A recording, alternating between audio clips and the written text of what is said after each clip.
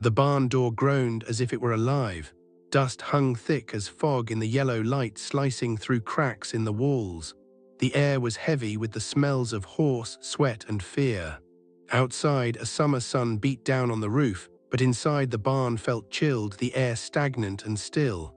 A crowd of men stood packed together, hats pulled low, boots scuffing the dirt floor. They spoke little. Words weren't needed. Every person there understood what was about to occur. On a raised wooden platform at the center stood a young woman. Her name was Allora. Only 19, she looked older, worn down by too many difficult years and nights she prayed would pass quickly. The dress she wore had once been her mother's, now hanging loose, yellowed at the collar, its seams frayed from years of hand-washing. Her bonnet shaded much of her face but couldn't hide the dark bruise coloring her jaw. She didn't weep. She didn't beg, she simply stood motionless and silent, as if her spirit had already departed. The auctioneer's voice cut through the heat like a lash. He shouted, stepping up beside her. His coat was slick with sweat, his grin sharp as a blade. Virgin stock, untouched.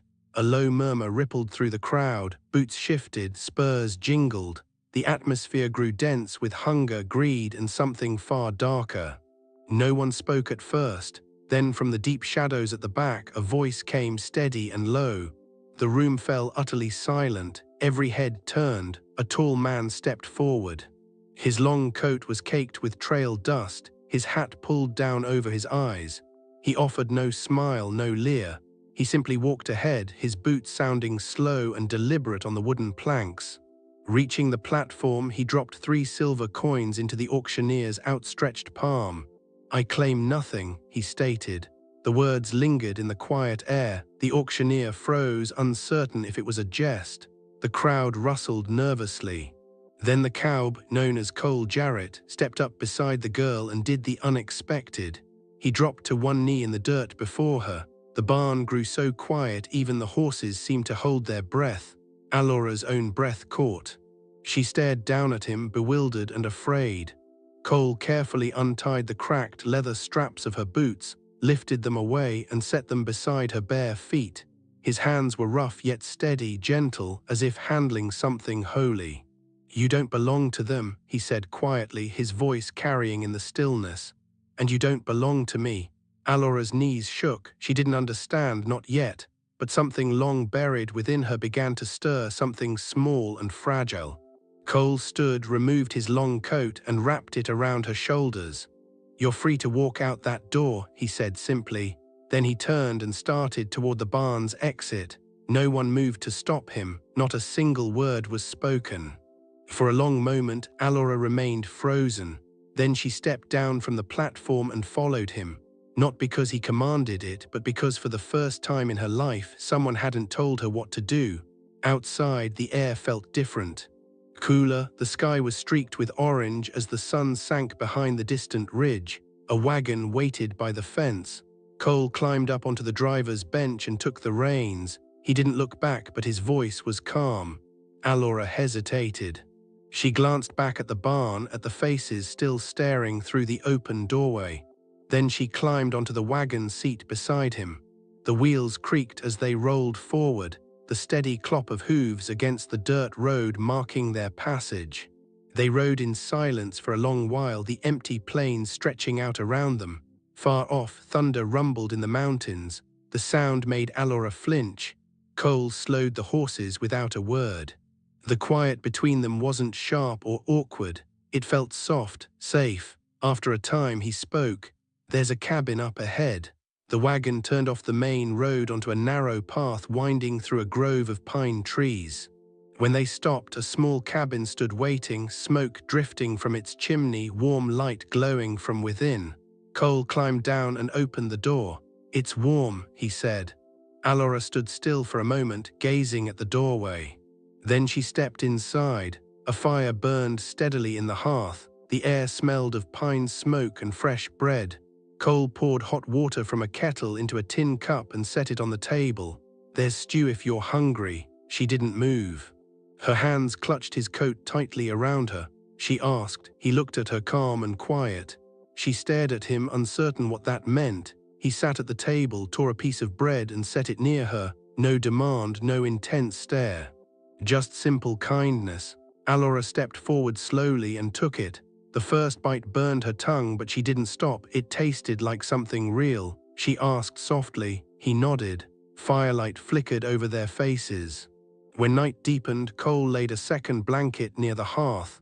"You can take the bed," he said. She shook her head. He nodded once. For the first time in years, the tension left her shoulders. Her breathing slowed.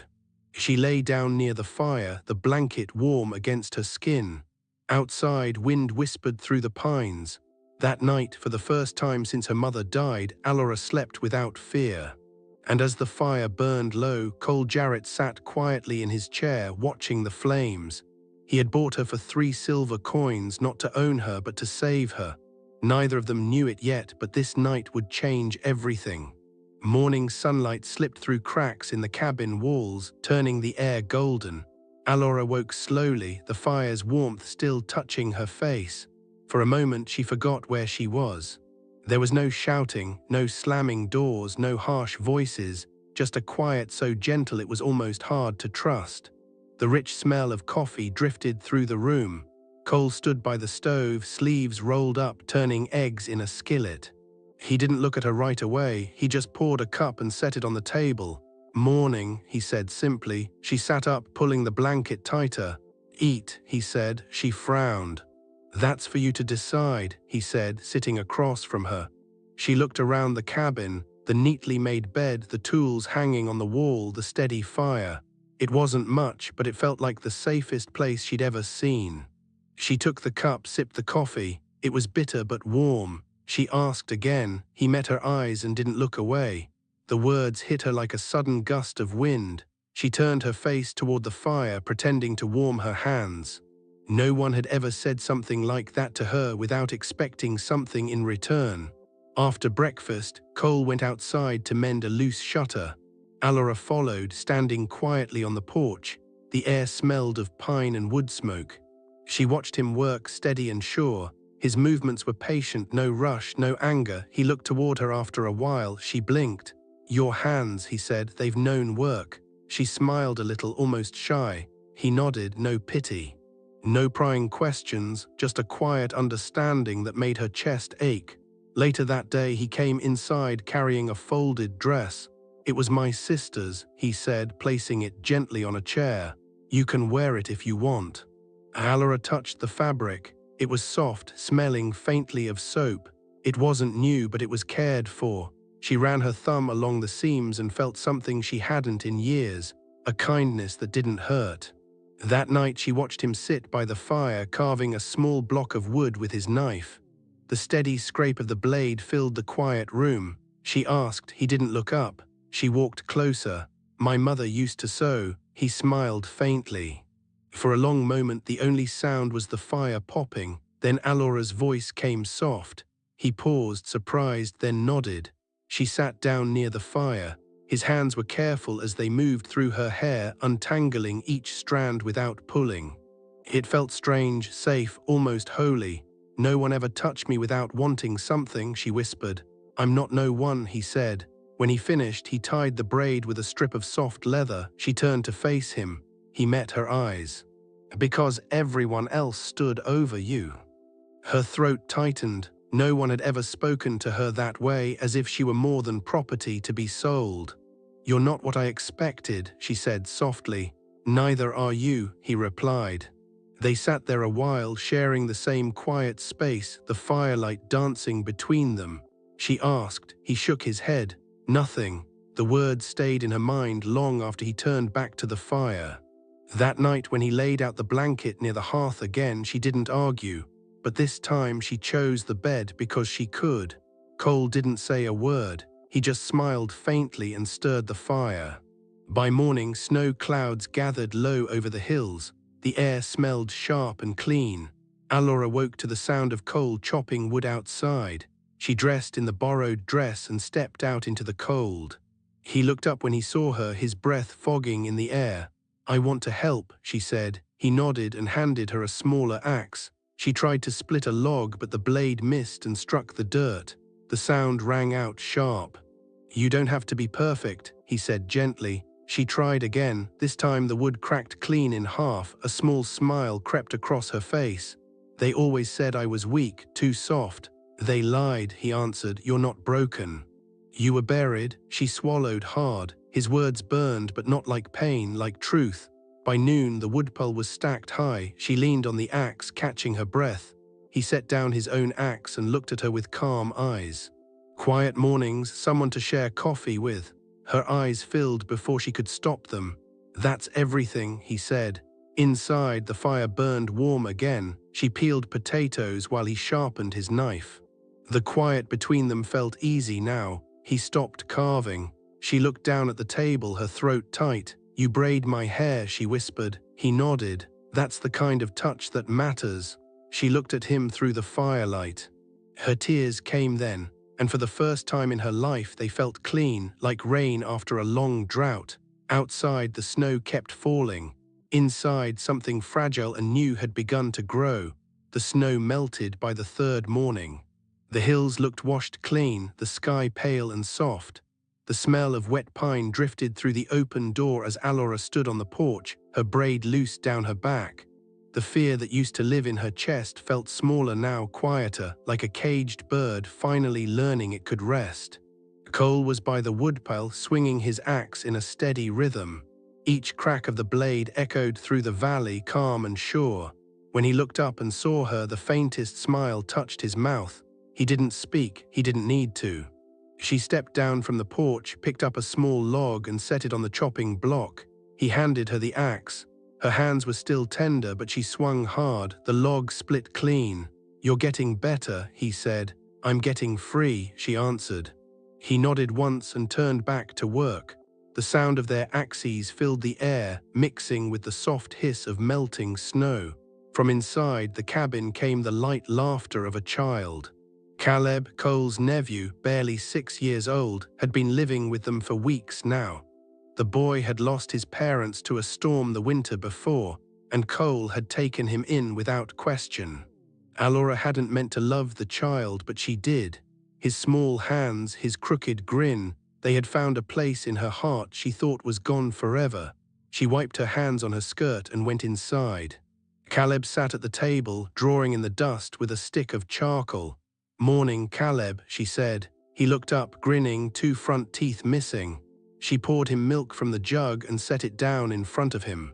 Watching him made her chest ache in a good way, the kind of ache that comes from seeing something whole after living too long with broken things. Cole came in, brushing snow from his boots. "We'll ride into town this afternoon." Allora nodded. When he stepped outside again, she looked around the cabin, the clean table, the neatly made bed, the steadily glowing hearth. It wasn't grand, but it was theirs. Later that morning, while putting dishes away, she found a small wooden box tucked on a shelf. She lifted the lid carefully. Inside was the leather strip he had used to tie her hair weeks before. She had given it to him without thinking back then, not knowing what it meant. Now she ran her fingers over its smooth surface. "You kept it," she said when he came back inside. He nodded. She smiled softly and placed it back in the box. "Keep it if you want." He looked at her, a long, quiet look that said more than words ever could. That evening, after supper, she stepped outside carrying her old auction dress. She had washed it until every stain was gone. The fabric was soft again, but it didn't belong to her anymore. In a patch of earth behind the cabin, she knelt and dug a small hole with her bare hands. The ground was cold and damp, but she didn't stop. She placed the dress inside, pressed the dirt flat with her palms and stood. Her fingers trembled, but her heart didn't. "You don't own me anymore," she whispered. When she came back inside, Cole sat by the fire, carving a bird from a piece of pine wood. He didn't ask where she had been. He didn't need to. She watched the curve of his hands as he worked, steady and patient.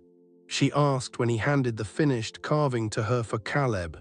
"Something for him to hold when the storms come back," he said. She turned the little carving in her hands, tracing its smooth wings. Then she looked up at him. He set down his knife. A quiet smile touched his face. The firelight flickered between them. She sat beside him this time instead of across from him.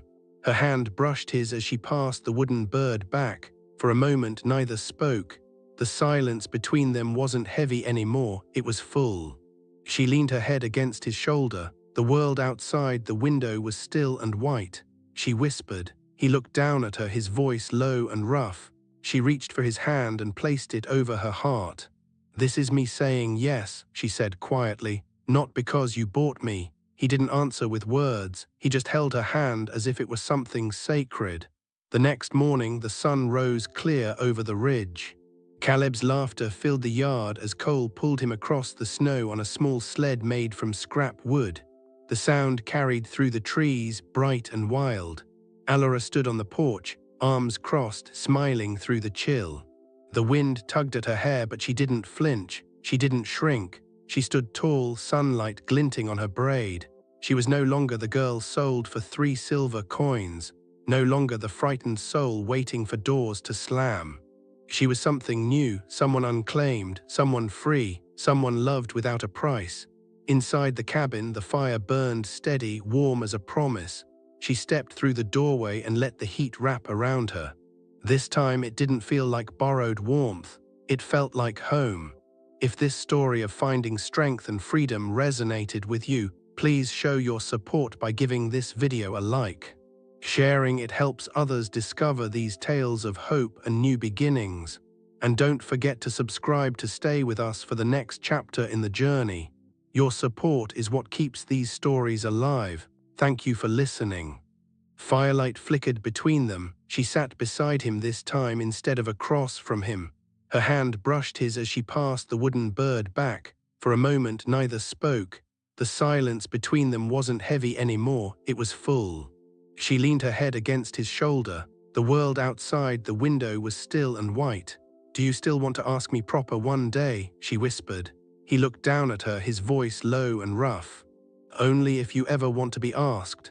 She reached for his hand and placed it over her heart. "This is me saying yes," she said quietly. "Not because you bought me, because I choose to." He didn't answer with words. He just held her hand as if it was something sacred. The next morning, the sun rose clear over the ridge. Caleb's laughter filled the yard as Cole pulled him across the snow on a small sled made from scrap wood. The sound carried through the trees, bright and wild. Allora stood on the porch, arms crossed, smiling through the chill. The wind tugged at her hair, but she didn't flinch. She didn't shrink. She stood tall, sunlight glinting on her braid. She was no longer the girl sold for 3 silver coins, no longer the frightened soul waiting for doors to slam. She was something new, someone unclaimed, someone free, someone loved without a price. Inside the cabin, the fire burned steady, warm as a promise. She stepped through the doorway and let the heat wrap around her. This time it didn't feel like borrowed warmth, it felt like home. If this story of finding strength and freedom resonated with you, please show your support by giving this video a like. Sharing it helps others discover these tales of hope and new beginnings. And don't forget to subscribe to stay with us for the next chapter in the journey. Your support is what keeps these stories alive. Thank you for listening.